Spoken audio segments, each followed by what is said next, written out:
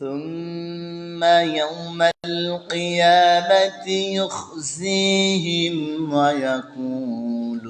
أين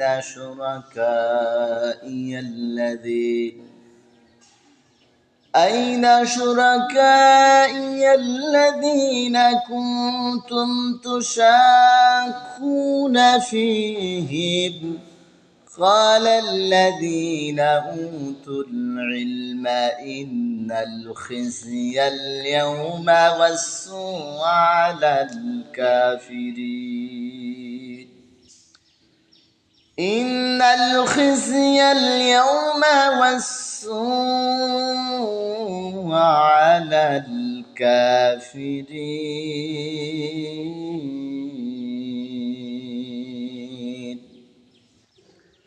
মহান আল্লাহ তাআলা বলেন সুম্মা ইয়াউমাল কিয়ামাতি ইউখজিহিম কিয়ামতের দিন তিনি ওদের লাঞ্ছিত করবেন ওয়া ইয়াকুলুনা আইনা শুরাকাইয়াল্লাযীনা কুনতুম তুশাকুনা ফীহি এবং বলবেন কোথায় তোমার সে সমস্ত অংশীদার যাদের সম্বন্ধে তোমরা বিতণ্ডতা করতে তর্ক বিতর্ক করতে قال الذين اوتوا العلم ان الخزي اليوم যাদের জ্ঞান দেওয়া হয়েছিল তারা বলবে আজ লাঞ্ছনা ও অমঙ্গল কাফেরদের জন্য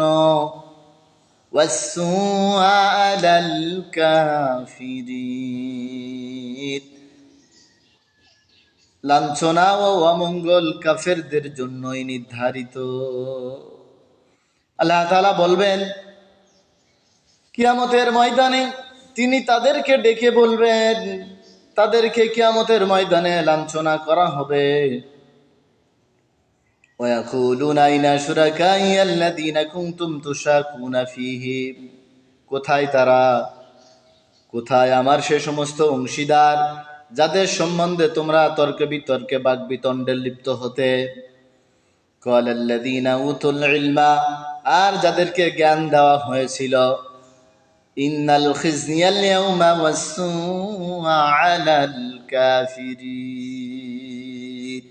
আজ লাঞ্ছনা ও অমঙ্গল একমাত্র অস্বীকারীদের জন্য কাফেরদের জন্য